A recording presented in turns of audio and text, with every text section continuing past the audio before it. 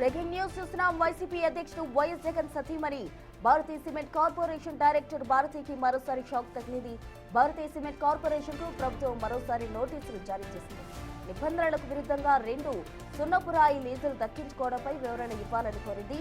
కేంద్ర ప్రభుత్వ నిబంధన ప్రకారం ఈ వేలం ద్వారా మాత్రమే లీజు పొందాలి. అలా కాకుండా పాత దరఖాస్తులు చూపించి లీజులు దక్కించుకోవడంలో వివరణ ఇవ్వాలంటూ నోటీసులు తెలిపింది.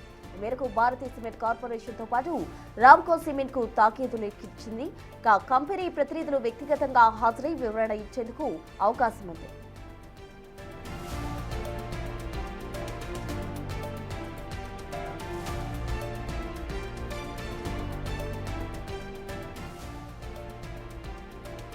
కడప జిల్లా కమలాపురం మండలంలో 2 సిమెంట్ గ్రేడ్ సున్నపురాయి లీజుల కోసం రఘురామ్ సిమెంట్స్ లిమిటెడ్ దరఖాస్తు చేసుకోగా 2008లో అప్పటి వైఎస్ రాజశేఖర్ రెడ్డి ప్రభుత్వం ఎల్ఓసి జారీ చేసింది.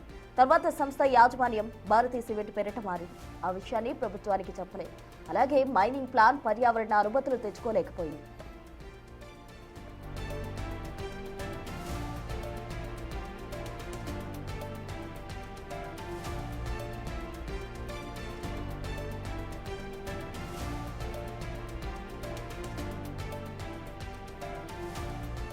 ఇదే అంశానికి సంబంధించి పూర్తి డీటెయిల్స్ మా ప్రతినిధి శివ అమరావతి నుండి ఫోన్ లైన్ ద్వారా అందిస్తారు. శివ, చెప్పండి, మొత్తంగా భారతీయ సిమెంట్ కు ఇదో పెద్ద షాక్ అనే చెప్పాలి. ఆ నోటీసులకు వివరణ ఇచ్చే అవకాశం ఉందంటారా?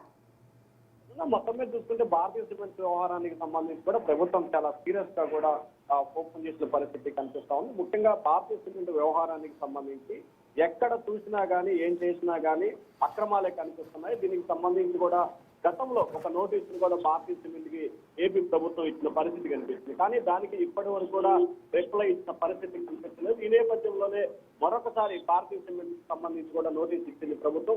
దీనికి సంబంధించి పూర్తి స్థాయిలో వివరణ ఇవ్వాలని చెప్పి కూడా ప్రభుత్వం నిర్ణయం తీసుకుంది. వైఎస్ఆర్ కడప జిల్లాలో దాదాపుగా కమలాపురంలో 509 ఎకరాలకు సంబంధించి భూమిని, అలాగే మరొక చోట 215 ఎకరాల్లో 2 సిమెంట్ ఫ్యాక్టరీలకి ముగ్గు పరిశ్రమల కోసం అంటే ముగ్గు కేటాయించేందుకు కూడా అనుమతులు మంజూరు చేశారు. కానీ 2008లో అప్పటి రాజశేఖర ప్రభుత్వం ఉత్తర్వులు జారీ చేసింది. ఆ తర్వాత యాజమాన్యం భారతీయ సిమెంట్ గా మారుస్తూ కూడా నిర్ణయం తీసుకుంది. ఆ నిర్ణయానికి ప్రభుత్వానికి ఏమాత్రం కూడా నివేదిక సమర్పించలేదు. అలాగే పేరు మార్చుకుంటున్నట్టు కూడా ప్రభుత్వానికి సమాచారం ఇచ్చిన పరిస్థితి కనిపిస్తుంది. ఈ నేపథ్యంలోనే భారతీయ సిమెంట్ వ్యవహారానికి సంబంధించి పూర్తి స్థాయిలో వివరణ ఇవ్వాలంటూ కూడా 2 నెలల క్రితం ఏపీ ప్రభుత్వం మైనింగ్ శాఖ నోటీస్ జారీ చేసింది. దానికి సంబంధించి ఏ రకమైన వివరణ ఇవ్వలేని పరిస్థితి కనిపించింది.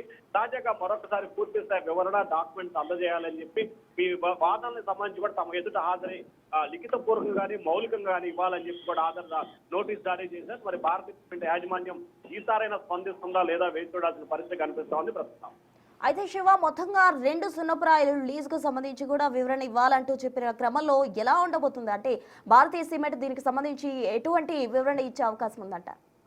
అంటే ఖచ్చితంగా 2008లో అప్పటి రాజశేఖర రెడ్డి ప్రభుత్వం ఉత్తర్వులు మంజూరు చేసిన నేపథ్యంలో ఆ తర్వాత యాజమాన్యం మారింది. యాజమాన్యం మారిన దానికి సంబంధించి కూడా మైనింగ్ యాక్ట్ ప్రకారం కావచ్చు, లేకపోతే ప్రభుత్వ సున్నప్రాయి పరిశ్రమకు సంబంధించి కేంద్ర ప్రభుత్వ చట్టం ప్రకారం కావచ్చు, మేనేజ్మెంట్ మారినప్పుడు పూర్తి స్థాయి వివరాలను ఆయా మైనింగ్ శాఖ కేంద్ర రాష్ట్ర ప్రభుత్వాలకు పంపాల్సి ఉంటుంది. కానీ భారతీయ సిమెంట్ మాత్రం దాదాపుగా 15 సంవత్సరాలు గడుస్తున్నా ఇప్పటి వరకు దానికి సంబంధించి ఎటువంటి వివరాలను కూడా సమర్పించిన పరిస్థితి కనిపించలేదు. ఈ నేపథ్యంలోనే భారతీయ సిమెంట్ కి సంబంధించి మరి న్యాయస్థానాన్ని ఆశ్రయిస్తుందా లేకపోతే ప్రభుత్వానికి వివరణ ఇస్తుందా అనే ఉత్కంఠ అయితే కొనసాగుతా ఉంది. మరోవైపు భారతీయ సిమెంట్ కార్పొరేషన్ తో పాటు రామ్కో సిమెంట్స్ కూడా నోటీసులు ఇవ్వడం జరిగింది. వారు వివరణ ఇచ్చే అవకాశం ఉందంటారా? ఖచ్చితంగా 2 సిమెంట్ ఫ్యాక్టరీలకు సంబంధించి 2008లో 2 వేరు మైనింగ్ లీజులు మంజూరు చేశారు. కానీ ఆ తర్వాత 2 సిమెంట్ ఫ్యాక్టరీలు ఒకటైన పరిస్థితి కనిపించింది. ఆ తర్వాత మేనేజ్మెంట్ మారింది కాబట్టి సో ఇద్దరు ఒకే రకమైన అభిప్రాయాన్ని వ్యక్తం చేస్తారు. ఇద్దరు కూడా వేరు రకాలుగా అభిప్రాయాలు వ్యక్తం చేస్తారా, లేకపోతే ఇద్దరు ఒకే అభిప్రాయాన్ని వ్యక్తం చేసి లిఖితపూర్వకంగా సమాధానం ఇస్తారా, లేకపోతే ఇద్దరు కూడా స్కిప్ చేస్తారా అనేది కూడా ప్రస్తుతం ఆ టాపిక్ గా మారింది. కానీ ప్రభుత్వం మాత్రం దీనిపై కఠినంగా వ్యవహరించాలని చెప్పి కూడా నిర్ణయం తీసుకున్నట్టు కూడా అర్థమవుతుంది.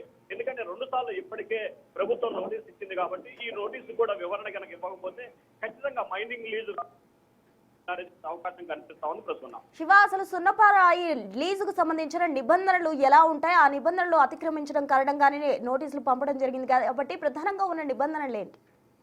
ప్రధానంగా చూస్తుంటే సున్నపురాయి కేటాయింపుకు సంబంధించి వైఎస్ఆర్ జిల్లా, కడప జిల్లా, కమలాపురానికి సంబంధించిన మైనింగ్ వ్యవహారానికి సంబంధించి కూడా మైనింగ్ ఎంత పరిధిలో తవ్వకాలు నిర్వహిస్తున్నాము, ఏ స్థాయిలో తవ్వకాలు నిర్వహిస్తున్నాం, ప్రతిరోజు ఎంత ఆ మైనింగ్ తవ్వగాలి ఏంటి అనేది కూడా ప్రభుత్వం కొంత డేటా ఇస్తుంది.